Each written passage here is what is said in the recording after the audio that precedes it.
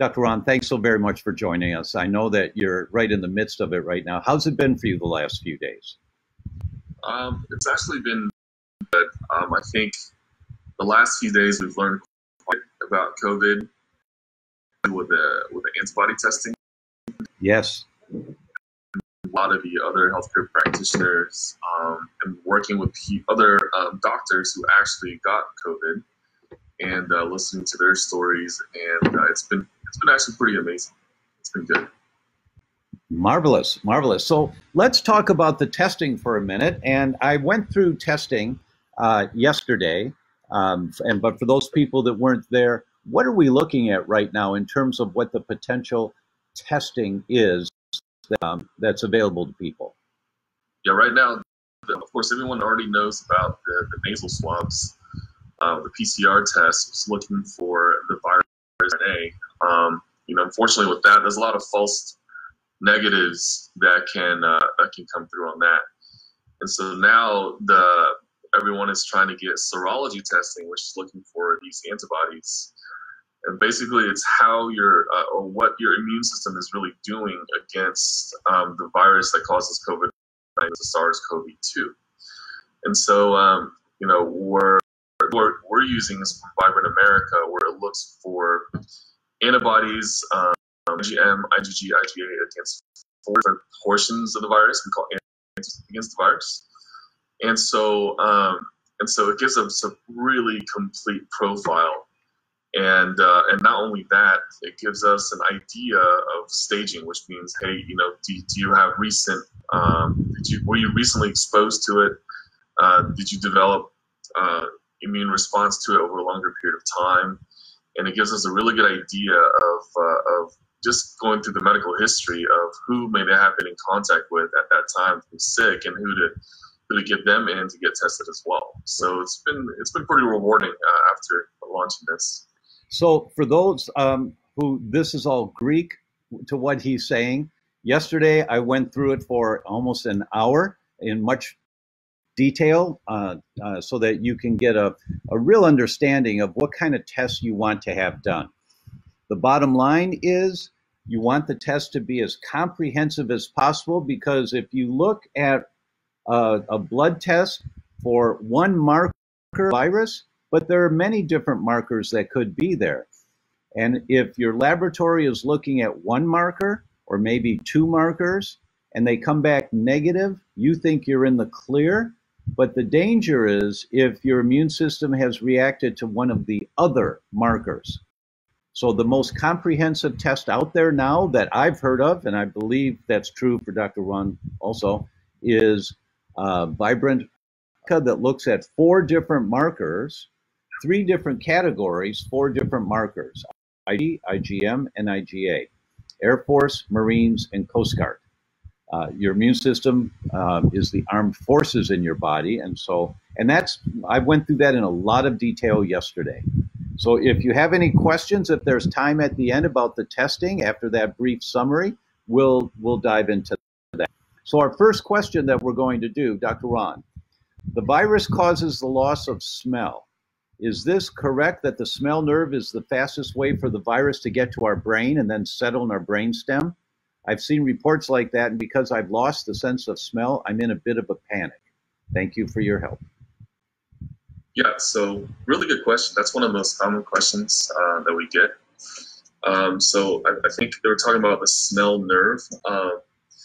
And so the answer is no, that's not how it gets into your brain. What happens is people understand it's not like the virus enters your body and it goes everywhere. That's not what happens. It's an immune reaction. So your immune system is reacting to the presence of the virus. And that loss of sense of smell, we call anosmia in medical terms, that loss of sense of smell is just one of the effects of what the immune system is doing. It's not like the virus is crawling everywhere and stuff like that. It's not really how it works. But for those people who have lost their sense of smell, and Dr. Tom will, explains this really well in his book, You Can Fix Your Brain, that sense of smell is not just about COVID-19. There's a whole other different things that could be there. Right. For example, we had one person yesterday we talked to hunkered at home and lost her sense of smell, but she had water damage in her house, and that mold toxicity created that loss of sense of smell. So we told her to just don't freak out because there's a lot of things that cause it as well. And so it's not specific to the virus to lose the sense of smell. Things that could potentially happen. And mold is so similar too, because mold toxins also create this immune response. So I guess I don't want everyone to freak out just because they lost a sense of smell. Right. It could be because of one of the various other things.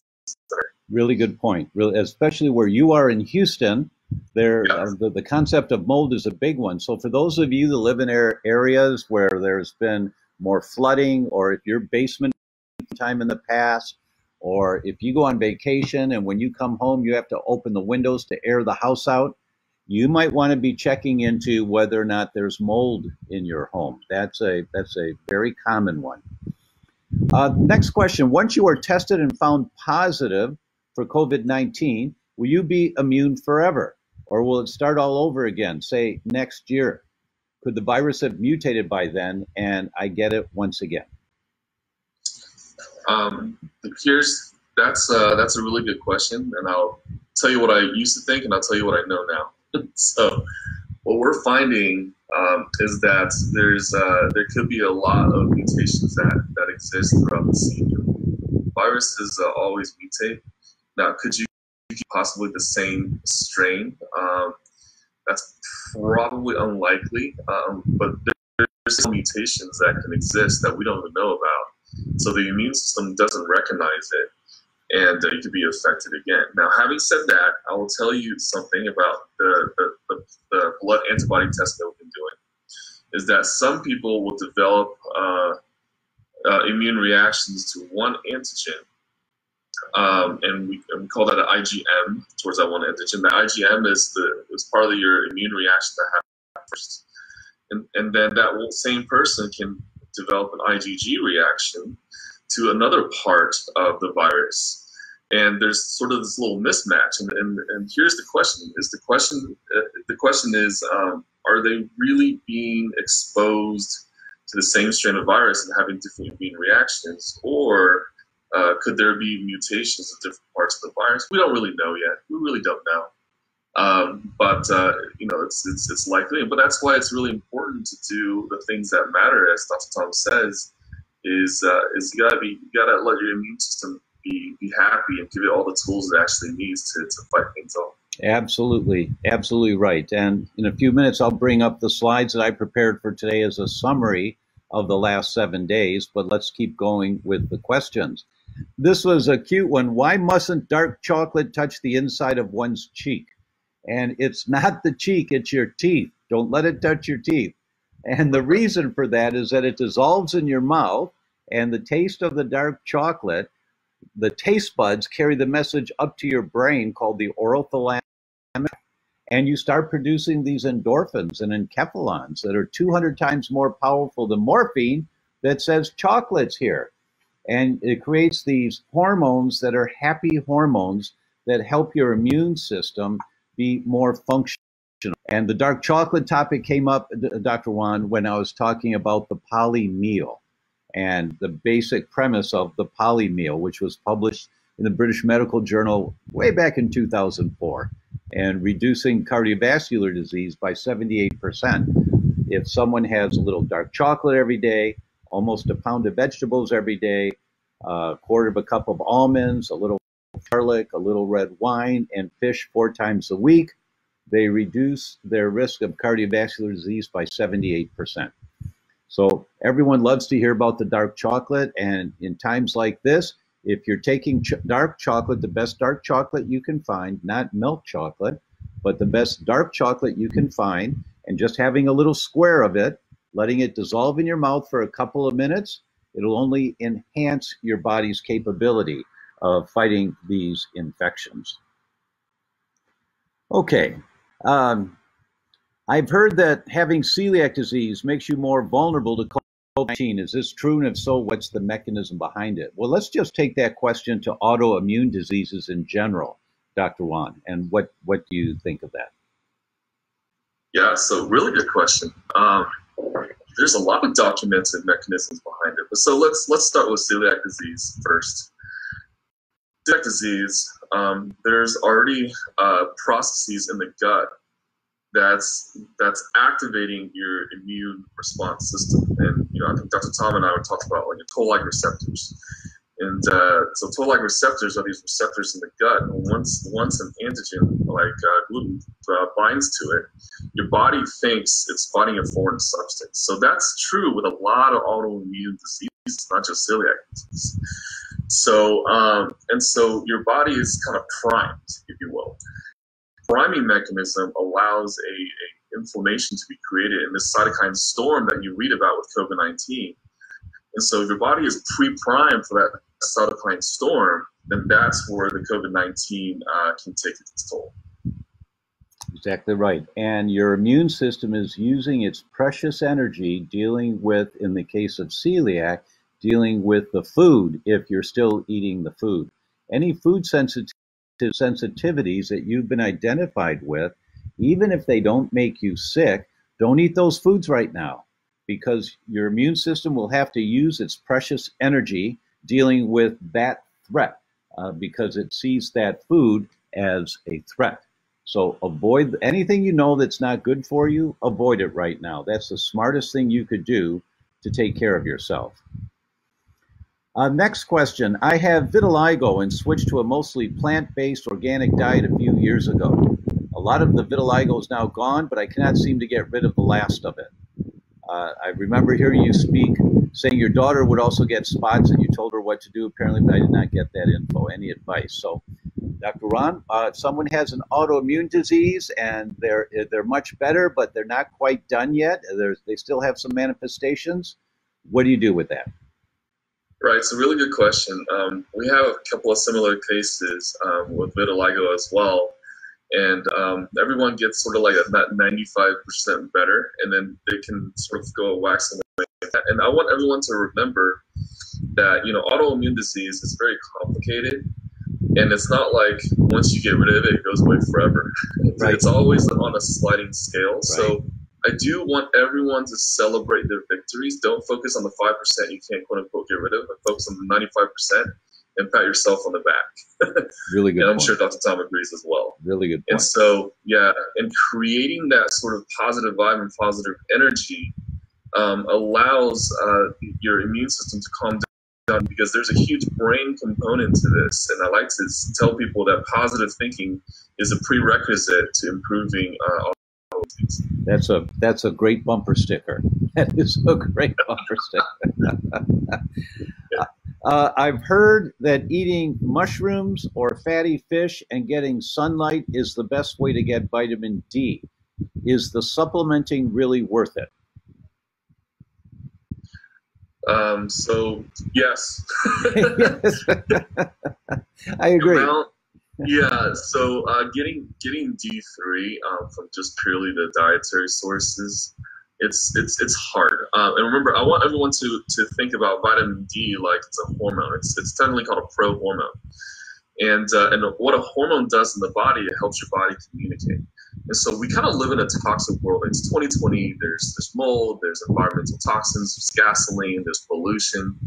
And so we need the vitamin D to do as much for us as possible, which is very different than it was 200 years ago. Our immune system looked very, very different. The things that it deals with are very different. So, we really have to adapt to the times.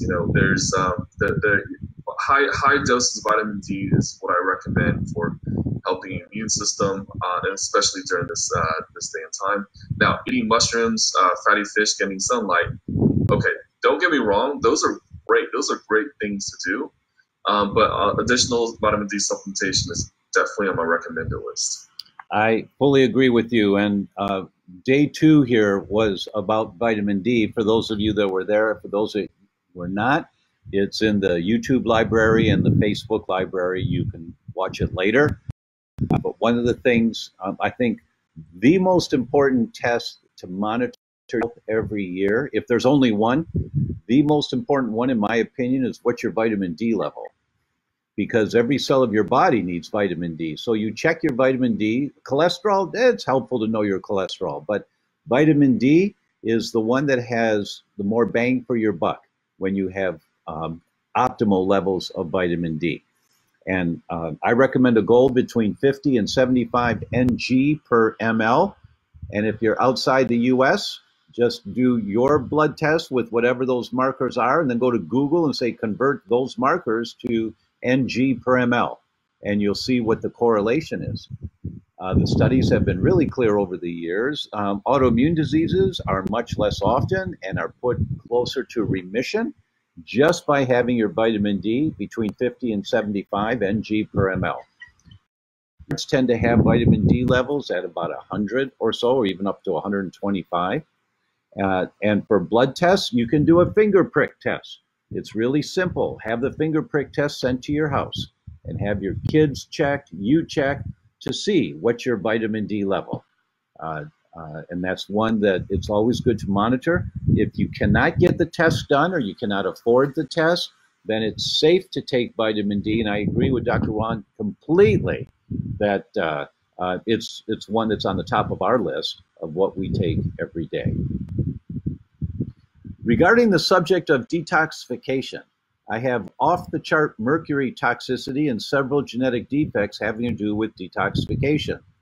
Now, just that first part of the question, we all know with that situation, it's going to compromise your immune system function, meaning more toxins accumulate in your body, and your immune system is using its precious energy to deal with mercury in the air or benzene from filling your gas tank and you smell the gas and you get benzene and all the other chemicals we're exposed to. So this person has a little higher risk of accumulating toxins. I've been working with a special practitioner who apparently has experience dealing with these issues. However, even though I've been doing this for nearly 2 years, the mercury is not moving from my cells. In light of this, my question is, what can I do to protect my body as much as possible from this toxic overload while my practitioner is figuring out what to do about getting it to move? I'm concerned about the long-term effect of this on my body. Really good question. They have high mercury levels. They're doing some things for it, but the mercury's not coming down. Where do you go with that? Yeah, that's a really good question. So first of all, I'm really trying to figure out how do you know the mercury is not moving from your cells? I don't think there's a single test that can say that in direct measurement. So I agree with Dr. Tom that when you have toxicities such as that, you've got to do things for yourself that's able to protect you from these toxicities. And it's really the same things as other people, is keeping to good diets, eating the colors of the rainbow, getting all the polyphenols that are in the plants in there to help not just build your immune system, to help to change your genetic expression, because the colors in those foods has been shown to change your genetic expression, your gut bacteria, which in turn can help you change your own genetic expression as well. As far as that's something that I suggest you continue to work with your practitioner on. And the other thing is, you say you've been working on this for 2 years. 2 years is not that long of a time to work on this. It seems like a long time. And then as far as the infrared sauna goes, some infrared saunas do exhibit some of the EMFs. There's some brands that are very low or none as well, so you don't want to look into those as well. Right. But it's I think that we really have to go back to the roots, the basics, and also the mercury has there's three different types of mercury called mercury species. There's the metal mercury, the gas. There's the mercury that's from fish, and there's the mercury that gets deposited when your body tries to get rid of it. So it's mercury, ethyl mercury, methyl mercury. And so, and the reason I say this is because each type can be a little different ways. So I can talk 5 hours about this, but I won't. But it's something to continue to work with your practitioner on. And so for the person who asked this, please be patient. 2 years is not that much time. It is an ongoing process. Once again, celebrate the victories that you've done. Amen to that. Amen to that. And there's a flavor to this question. I have an infrared sauna, but the EMFs are extremely high. Should I even be using it? Which is worse, the mercury toxicity or the high EMFs? That's the overwhelm topic that we all have experience when we're learning more about our environment that we're exposed to. That's a really good question, and there's no one answer to that because the benefit of saunas is really superb. We talked about it the other day along with fevers, how beneficial fevers are up to a point. And yes, there are saunas, and we talk about saunas. If you go to the theDr.com/sauna, we talk about the low EMF saunas and what they are and all of that. But should I do a sauna when there's EMFs in there or not? Well, is your EMF exposure over your threshold? I don't know how to measure that for you, but we know your mercury is over your threshold. So which one's the priority? My wife is noticing that she's a little more EMF sensitive recently while we're down here. And it's a surprise for us, but I'm honoring that and saying, okay, let's make sure that we reduce some of the EMFs that we're exposed to even here. So that's an individual thing that has to be looked at. If you have the resources to look for a sauna that's lower EMF, go to the theDr.com/sauna, and you can see the ones that are there. Marzi started to whisper something and then she stopped. If there are many more deaths from seasonal flu each year than from COVID, why aren't the hospitals overrun every year with dying flu patients? That's a really good question. And so there's multiple parts to that question. Here's the real reason behind it. I think COVID is so new that the fear and the hysteria is actually creating a sort of a panic and worsening disease exacerbation, because we have the seasonal flu every year, but we're not in isolation.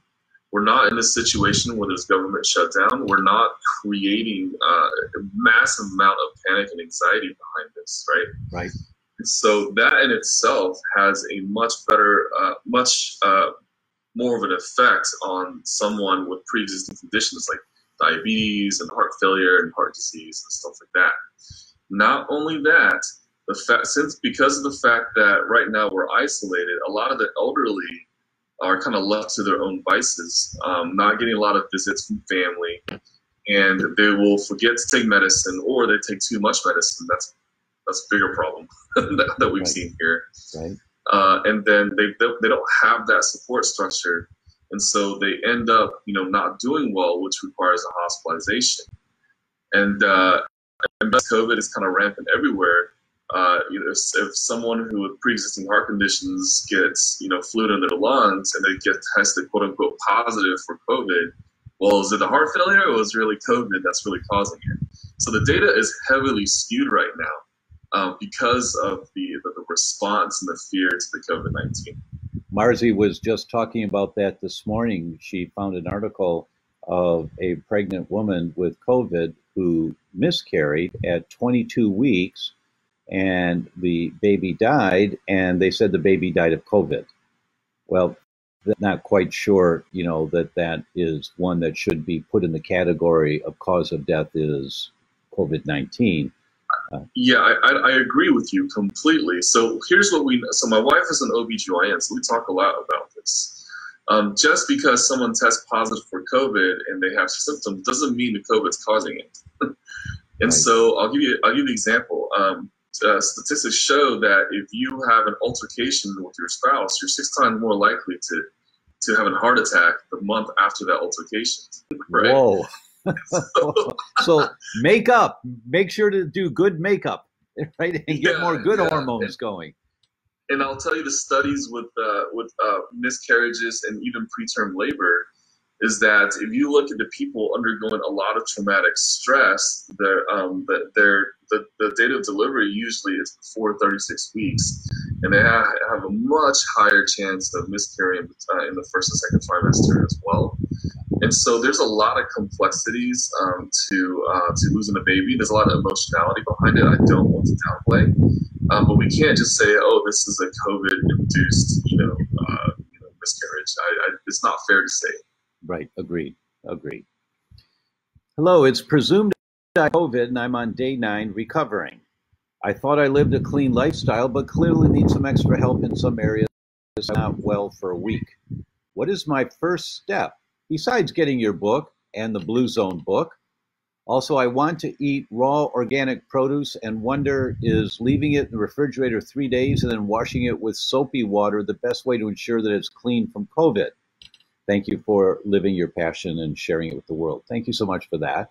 Okay, so you've had what's been assumed to be COVID. You're on day 9 recovering. Congratulations. Good, good. And what's your first step? Your first step is what you're doing. You're asking questions. You're investigating to see, what do I do different now to strengthen my body?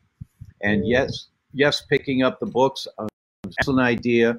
Yes, eating organic produce is a basic 101 concept that we all should be doing. And as Dr. Ruan said, the polyphenols from the fruits, the berries that we're eating, and having lots of vegetables, nothing turns on your healthy genes like foods do. And so you want to have more of that kind of food. You're on the right track. I don't think I'd add anything to what you're already saying. But Dr. Ruan, anything that you would comment to this one? Meditate. Oh. Meditative prayer is kind of like my numero uno. I mean, talk about the fastest thing to calm down inflammation is through thought. Yeah. I think, and also. I want people to also understand that, being on social media and TV at nighttime with all the light stimulating, it's decreasing everyone's melatonin levels. Melatonin is the sleepy neurotransmitter. If that gets decreased, well, melatonin also protects your lungs as well. And so that's another reason why I think a lot of the mass hysteria is actually creating disease, and it's not great for people. That's a really good point. Absolutely correct on those. And we talked about melatonin on day 1 and how it protects the lungs, so you can get some of the science there back on the day 1 talk. I'm 75 with celiac. I'm working 19 hours a week delivering groceries to nursing homes and seniors and shut-ins. Should I take a leave of absence for a month? I live in rural northwest Iowa with only 5 reported cases in the county. Yeah, I don't think you should be delivering groceries at this time. And I know your heart's there. And I really applaud you for what you're doing. 75 disease with celiac and delivering groceries. I think it's a wonderful gesture. But I think, at this time, just understanding the infectious rates of what COVID-19 is definitely smart to take a leave of absence. Yes, I would agree. Reduce your exposures. Now, if people have no source of food, would consider, I personally would probably deliver the food and leave it on the doorstep and not wait for the smiles and the thank yous and making connection with people. Or support them in another way if you can. Yeah. I have rheumatoid. Once the government's social mandates start to slowly lift, what should I continue to do? Obviously, wash my hands, take care of my health, eat healthy, exercise, etc. Do I still wear a mask? Should I avoid hugging or shaking hands? I belong to a church with a large congregation, over 1,000. I also teach a large group of kids, about 100, at church monthly. What extra precautions, if any, should I take once we're allowed to reassemble in our church environment? Yeah, it's a really good question. I think people should continue to do the things that are recommended by the CDC with social distancing, and hand washing and masks and stuff like that. So the question about what should I continue to do? Yes, you continue to do all that. Continue to wash your hands, eat healthy. Do you still wear a mask? Absolutely. That is the easiest way. Should you avoid hugging or shaking hands? Yeah, do what the Japanese do and just take a deep bow. It's actually a lot of fun. My kids actually like it a lot. You belong to a group of 1,000 plus on church congregation. Just understand that large groups are really not great right now. And talking about kids, remember kids. A lot of kids they can carry the virus, but they won't show any symptoms because they have a much better melatonin to cortisol balance, if you will. But all really good questions. Really good question. I was affected by COVID 15 days ago and got through it fine. My husband's on day 7 and struggling. Am I no longer a carrier? Unfortunately, we don't know the answer to this question yet. Well, let's really define carrier. I think that the real question is, am I no longer infectious? Is the real thing, right? Right. And so you can be a carrier for a long time but not be infectious. But it's really hard to say right now. There's no epidemiologic data to really say that, hey, after a certain number of days you're no longer infectious. And that's what we're dealing with right now with a lot of the first responders that got tested for antibody testing. Yes, they tested positive for IgM and IgG and all this stuff. And the question is, hey, when can I go back to save lives?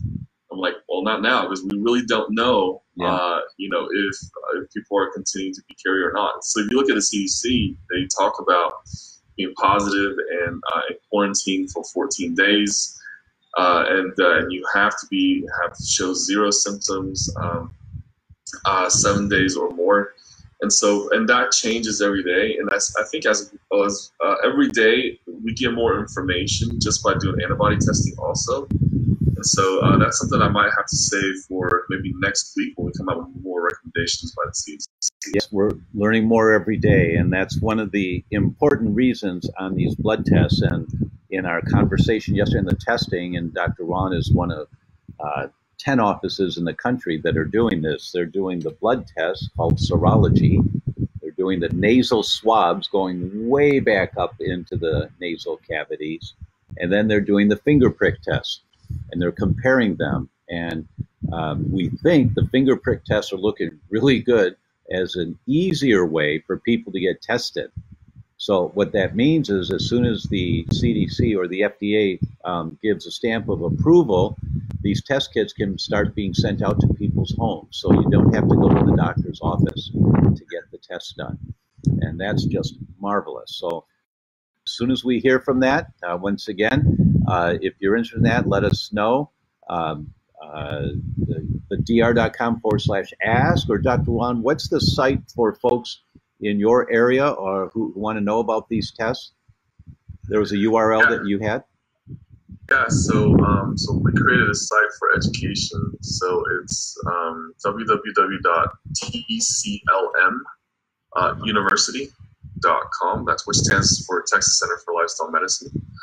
On there, you'll see a series of online courses. There's a coronavirus defense builder that has all the interviews with Dr. Tom and a bunch of other experts on the matter as well. And then also on that site, on the top right, you'll see a tab that says COVID-19. So it talks about the antibody testing and everything that we do here and what we're doing that's new. So that's tclm.com. tclm.com. Everyone should check that out. There's lots of great information there. Yeah, it's tclmuniversity.com. Excuse me. I'll Thank put you. it in the chat box. Yeah. Okay. Good. Good. Hello from Romania. Thank you for everything. My question: is there something different that vegan people should do these days to get rid of the virus than the other people? Less vitamin C, more vitamin E, more L-glutathione, L-glutamine. The usual incomplete vitamin C supplements be bad, especially for people with psoriasis. The complete vitamin C on the theDr.com website requires a very long shipment time. I did cut gluten and many other foods that came out as sky high bad for me on my local IgG test. Well, thank you for that question. That's an excellent question. I'll start with this one, then pass it over to Dr. Ruan. If you have an autoimmune disease, psoriasis, and you're a vegan, it's much more difficult to get enough nutrients to support your immune system. Some of the sickest people I've seen have been vegans, and I'm not anti-vegan. I'm not pro-vegan, I'm not anti-vegan. If you want to be vegan, it's great, but it's so much more work to get adequate amounts of protein. And there's something called the biological value of protein that you would want to learn more about to make sure that the protein you're getting has high biological value. So just Google that and you can read some about that. But my assumption would be a vegan autoimmune patient is more at risk of not having adequate amounts of nutrition to support their immune system. Just in general principles, I would think that. Dr. Ruan, you want to add to that? Yeah, I think just kind of reflecting on what you're saying, I don't have too much to add to that. I think in general, boosting your immune system in these particular ways are quite helpful. There's I think that most people right now, because of the social distancing, have a hard time, and we know that human and physical touch actually can improve the immune system as well. Yeah. And so what my sister has done is that she has these nightly sort of Zoom parties with her friends, and that's really helped her as well. So we really have to have a way of continued social distancing and continue to connect with people like on Zoom, like what we're doing right now. So I think it's great. Agreed. I agree. And I mentioned yesterday that someone came up with the idea of reaching out to 3 people in their world that they just haven't connected with in a while. And if maybe it's one person a day, but every day, reach out to someone who, when you think about them, you get a warm place in your heart and say, oh, I wonder what happened to ... And just reach out and say hello. I'm trying to do that every day, and just to stay connected in the world and social contact, if you will, without the physical touch. I realize the importance of Epsom salt baths and sweating during exercise and detox. However, when I drink any detox teas, such as dandelion, they go right through me and seem too harsh. Is it a good thing to stick with this and rid my body of the toxins, or is there one more gentle in the system? Thanks. Any action you take that consistently produces loose bowels and diarrhea is not recommended. Your body is saying, whoa. Now, it may be you need to cut down the dosages, or it may be the product itself is not great for you. Dr. Ruan, you want to add to that one? Yes, so the definition of a toxin is something that doesn't agree with you. So, and it's different for everyone. Right. And so if the dandelion tea is not doing well for you, well, you may be developing a reaction to it. So you listen to your body. It's great that, for example, we know the importance of eating beets is for our blood flow and stuff like that. But if I even have a little bit of that, it goes right through me. So I know it's not great for me. So you gotta listen to your body. Yeah. Are you familiar with any research regarding 5G EMF radiation relating to weakened immunity and how it may relate to the spread of the virus? And there's been a lot of talk in some chat rooms and some holistic healthcare chat rooms about 5G and is it affecting hemoglobin levels in the bloodstream? And I'm not an expert on that one. Dr. Ruan, you want to comment on that one? Yeah, I'm also not an expert on that one. So after our last webinar, I looked at a lot of the studies that are out there. None of them are great studies, but I still put 5G into a bucket where if it's not something that's within my control right now, then I focus on the other things that are, which is basically all the stuff we talked about so far on this feed. This is a good question. How can I eat a healthy diet if I have more than 100 food sensitivities? I cannot eat a rainbow, and the choice of foods I can have every day is extremely limited. And doesn't such a monotonous diet cause other health problems in the long run? How long should I stay on this diet? So there are many people in this situation, and if you have a number of foods that you've tested sensitive to, over 100 is a tremendous number, but 5, 6, 10, I'm not sure where the number is to say definitively that's what this is, but you've got intestinal permeability to a severe degree, and any foods that you're eating are activating an immune response. So the first thing you have to do is in my opinion, is deal with the environment of the microbiome. Rebuild your microbiome. And you may have to take baby steps in doing that, where some people can eat root vegetables every day and have a little fermented vegetables. You may only be able to have 1/8 of a teaspoon of sauerkraut juice mixed into your whole serving of mashed potatoes so that you don't taste it. You may have to just baby step with a thread or two of sauerkraut or a thread or two of kimchi, and just slowly baby step yourself up. But you have to rebuild your microbiome. Dr. Ruan, any pearls that you would add to this one? Quite a few. So the people who have a lot of food sensitivities, in what I've seen, it's not the food, it's how you eat it.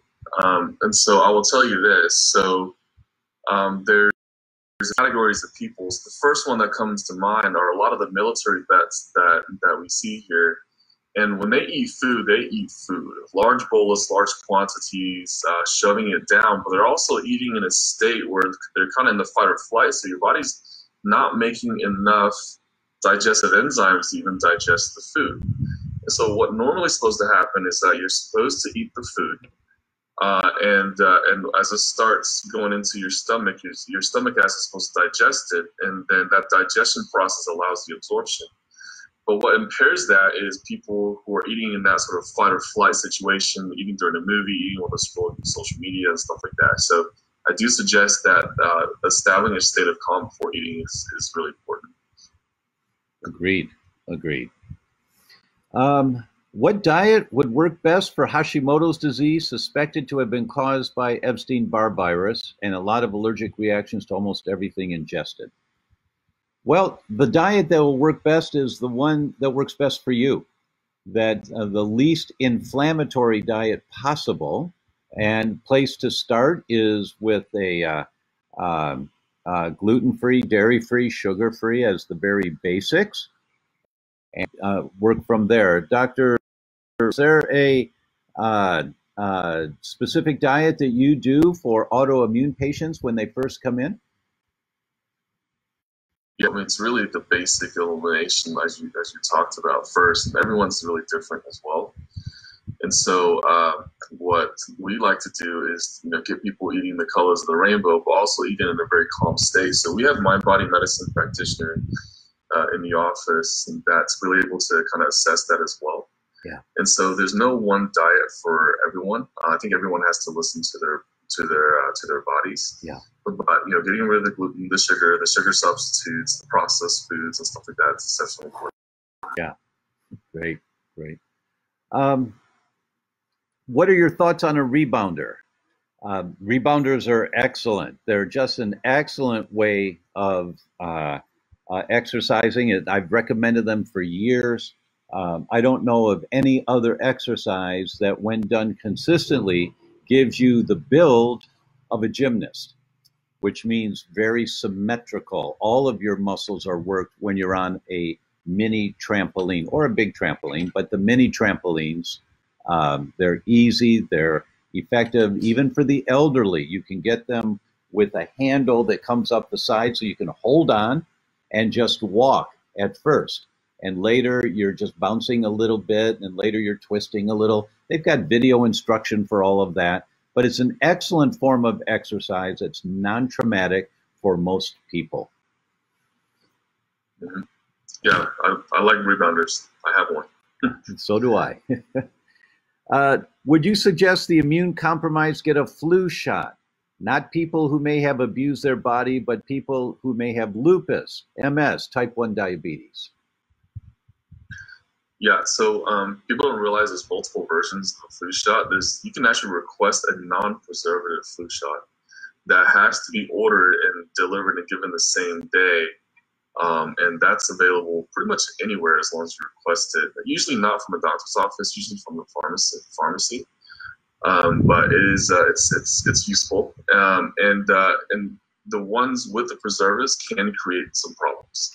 And the preservatives, they don't have to label it, which is the problem. So you don't know what you're really getting.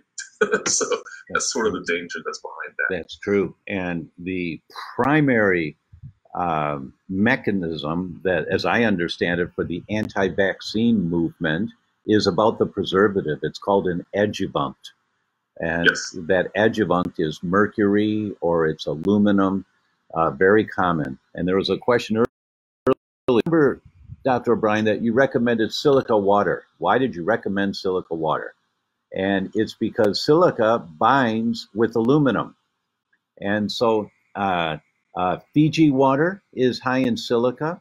Other waters are high in silica. So if you have the option, and if you're getting bottled water or water delivered to you, call the company and ask them for an analysis, a copy of the analysis that's been done to make sure the water's clean water and all of that, of course, but also to see, does it have silica? Silica water binds with aluminum, helps to pull it out. So, and most of us have so much aluminum in our bodies because of the lifestyles we live, and aluminum's throughout the environment, that it accumulates. And if you wonder about the potential harm of having aluminum accumulate in the body, just Google aluminum and Alzheimer's and look at all the studies of how the aluminum accumulates in the brain. I'm not saying aluminum causes Alzheimer's, but there's definitely a correlation. The higher the aluminum, the higher the amount of cognitive decline in people. Dr. Ruan, you want to add anything to that one? No, that was really good. I do have to jump off in a few minutes. I do have an appointment in a couple minutes. You bet. So you bet. we'll take one more. Okay. Good. Let's see.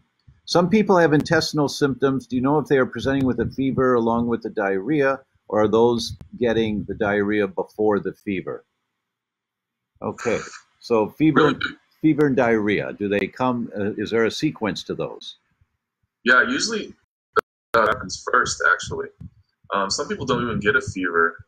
So if you look at and this is true for America, for Asia, it's a little different. A lot of them don't have any GI issues. They get the fever. In America, what's been seen right now is that people are getting diarrhea first, and then getting a little bit of throat tickle, and then kind of progresses after that. That's sort of the latest patterns that we've seen, although that may change next week. Okay, well, thank you so very much. I'm going to stay on for a few minutes. Dr. Ruan Cheng, thank you so very much for joining us today. I know that you're busy in the office with patients and doing this research on the testing. We look forward to seeing results from all of that. And thanks for being on the front lines for us. And for everyone out there, tclmuniversity.com. Yes, thank you so much. Thank you. See you soon, my friend. Okay, folks, let's continue here. Now, let me get my technology correct. So I'm on Facebook Live, so I can get off of the video for Zoom. And honey, do I do that by stop video right there? So, this one, right? Yeah. So stop. Good. Okay, so that one's gone. And good. Okay. Okay, good. And so I'm still with you. I'm going to stay here for a while. We've got a bunch of questions, and I put a few slides together. I wanted to show you a couple of things. Let me bring my slides up here. And Eddie, I know you're in the background on silent. Can you see my screen on Facebook? Oh, you can't see the screen on Facebook. Oh, that's the problem. So the slides don't matter. Okay. Well then, oh, they were so nice, and I spent so much time to make them. Maybe we'll do it another day. Maybe we'll do the slides another day. Let's just continue with some of the questions. Someone said that stress causes leaky gut. I thought leaky gut came first, often unaware, but they insisted. Please speak to this, as I would like to give accurate information. Absolutely, stress hormones can be the trigger for pathogenic intestinal permeability. Stress hormones, when they're produced, alter your microbiome.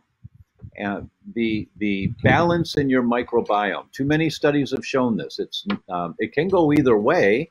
You alter your microbiome, and you can then generate more stress. Or if you are stressed, you alter your microbiome. That the diversity of the microbiome can change. So it goes either way. And for those that are highly stressed, it's very difficult to get a balanced microbiome. It's really important to deal with, as Dr. Ruan Cheng was saying just a moment ago, meditation or peace of mind, having some quiet time for yourself, something you do for yourself every day, even if it's only 10 minutes, something you do, maybe quiet walking, mindful walking, prayer, whatever your thing is. It's also one of the 9 features of the blue zone people, right? So those are really important. What are the side effects of hydroxychloroquine? Is it safe to take those patients having comorbid conditions? Really excellent question. I just put some slides together this morning about that to talk about hydroxychloroquine that our President Trump came on a couple days ago and started talking more about that the government fast-tracked hydroxychloroquine because it's shown to be so effective. Now, one of the mechanisms by which it works is that it enhances zinc uptake. And I've got some slides to show you. Once again, we'll do them perhaps another day. The more zinc a person takes within limits, the higher the level of zinc gets inside your cell. We know that. The more hydroxychloroquine a person takes within limits, the higher the zinc gets inside your cell. And zinc inside the cell stops the production of the virus. Now, where did hydroxychloroquine come from? It's a zinc uptake support. And they found it's a derivative of quinine. Quinine came from the cinchona tree, or the fever tree, as a very effective treatment against malaria. For over 350 years, they've known that the cinchona tree, quinine from the cinchona tree, helped with malaria. But it was during the 1800s that the British troops in India were given quinine to take as a daily medicine to stop them from contracting malaria. Now, there's no evidence that taking quinine protects against or treats COVID-19. There is some evidence about hydroxychloroquine does, but quinine itself, there's no evidence for a direct correlation. But it was the British soldiers that first started taking quinine, were not first, it's been around for 350 years, but when the British soldiers started taking it in the 1800s, it's a bitter tasting thing. So to help the medicine go down, they mixed it with water, sugar, and local fruits. And when I read that, I wondered, now is that where that Julie Andrews song came from? Hang on a minute, the camera just broke, or it went the wrong way. So let me see if I can do this for there we go. I hope that's working. Margie's got the camera set up here for Instagram, so I'm hoping it's working again. The British troops, they'd add a little water, sugar, and local fruits to the quinine to get it to go down, right? And but the British troops also carried a ration of gin with them. And with their officers' permission, they'd add a little bit of gin to it, and that became known as the gin and tonic. That's where the gin and tonic came from. Because my son knows the history of all this, and he told me this once before, and I'd forgotten until I read it again here this morning. So tonic waters, original tonic waters have quinine in them. Now, a typical quinine dose for malaria is 500 milligrams, and the typical amount of quinine in tonic water is 83 milligrams. So tonic water is a way that you can get some quinine and not help. I don't think it's a problem to have a little tonic every day. I don't think so. Probably after I read this, I said, oh, we should just have a little, tonic water every day. And so we are now. But you have to know that a lot of tonic waters don't use real quinine. They use artificially synthesized substances that don't have the same effect. So you want to get a true tonic water. One company is Fever Tree. They are a pure quinine company. This fell down, so I'm hoping it was okay. About hydroxychloroquine. So that's a little about hydroxychloroquine and quinine. The side effects on hydroxychloroquine are minimal. This drug has been around for 40 years for malaria. And I'm not an expert in it, but I don't see it as a problem in using. Thoughts on ozone therapy and if it would support for being impacted by viruses? Absolutely. There's a lot of evidence right now, not necessarily with COVID-19, but a lot of evidence of enhancing immune system function with ozone therapy. And if your doctor, your healthcare practitioner has ozone in their offices, it's a valuable tool to use. Vitamin D can't harm your arteries, can it? I like it for your heart, I mean. Someone I know, her doctor said it hardens the arteries. No, dairy hardens the arteries, and it's enriched with vitamin D, so there may be some correlation there, but I have never seen a study that talks about vitamin D causing atherosclerosis. I've never heard of such a thing. It may be true, and I've not heard it, but I've read a lot of studies on vitamin D and how it's protective for cardiovascular disease. What are your thoughts on nebulized hydrogen peroxide? I have no experience with that one. A nebulizer is an effective means of delivery into your lungs, and we've talked about nebulizing glutathione, nebulizing psilocybin, but I'm sorry, I just don't have any experience on nebulizing hydrogen peroxide. If you have an undiagnosed autoimmune disease, but your ANA numbers are extremely high, should you be boosting your immune system? Your ANA numbers, ANA is anti-nuclear antibodies. The question is, why is your ANA numbers high? You have to find that out. And for example, mercury goes into the nucleus cells. So your immune system going after a toxic chemical can generate more ANA antibodies trying to protect you from toxins that you've been exposed to. You have to do some tests to figure out why is my immune system doing this, going after the nucleus in my cells, which cells, all your cells, why the category is ANA antibodies. Have you heard of eating basil to bind with mercury? Someone mentioned that, but I've never heard of it. Basil's been used for hundreds of years in India for hashish overdoses or THC, the hallucinogenic compound in marijuana overdoses, but I've never heard of it for binding with mercury. Someone mentioned it, but I've not seen a study on that. If mercury's off the chart, it may be coming down, but lower. Someone's commenting on the earlier question about 2 years on mercury. Let's see.